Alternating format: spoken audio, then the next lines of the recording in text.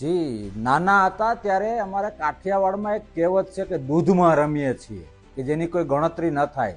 ગૃહમંત્રી પદની એક ગરિમા હોય છે અને એ ગરિમા સામે જ્યારે એનું લિસ્ટ બનાવવામાં આવે છે અને એની કલાકોની કરવાની વાત આવે છે, ગુજરાત કઈ દિશામાં જઈ રહ્યું છે, ગુજરાતને તમે ગેરમાર્ગે દોરી રહ્યા છો.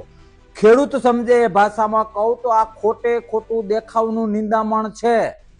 ખરેખર આખું ખેતર ભેરાઈ ગયું છે. એ લોકોની હારમાં, એ લોકોની સહમતમાં, એ લોકોને જે લાગુ પડે છે એ છોડી દેવાના છે.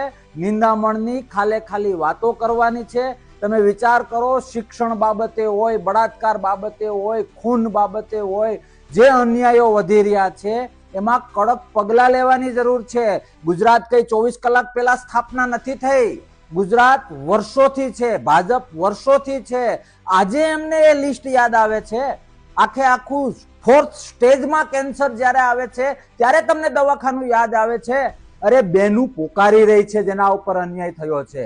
શિક્ષણ જગત પોકારી રહ્યું છે જેના ઉપર અન્યાય થયો છે. અરે ગુંડાઓની વાત કરો છો તમે. મને સાહેબ પોતાને કઈ રોગ થયો હોય ને તો મારે પોતે દવા લેવી જોઈએ, સામેવાળાને ટીકડા ખવડાવવાના પ્રયત્ન ન કરવા જોઈએ.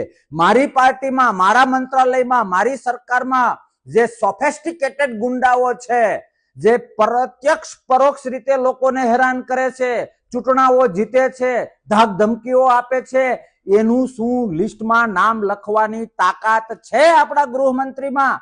વંદન કરવાનું મન થશે. પોતાના જે ગુંડાઓ છે, પોતાના જે અસામાજિક છે એનું લિસ્ટ તૈયાર કરે અને ધર્મને નજર સમક્ષ રાખીને વાસ્તવલક્ષી જો એ તૈયાર કરવામાં આવે લિસ્ટ, તો હું એમને દંડવત કરવા માટે તૈયાર છું. બધી જ ફાકા ફોજદારી છે, ખાલી લોકોને ગેરમાર્ગે દોરવાની વાત છે. બે હાથ જોડીને ગૃહમંત્રીને વિનંતી કરું છું કે આ બધું છોડો, ગુજરાતની વાસ્તવલક્ષી ચિંતા કરો, કેમેરા લક્ષી ચિંતા ન કરો અને ગુજરાતમાં શાંતિ અને સાત્વિકતા સ્થપાય એવા પ્રયત્નો કરવા એ ગૃહમંત્રીનો ધર્મ છે. એ ધર્મ નહીં નિભાવો તો પાપ લાગશે. જી.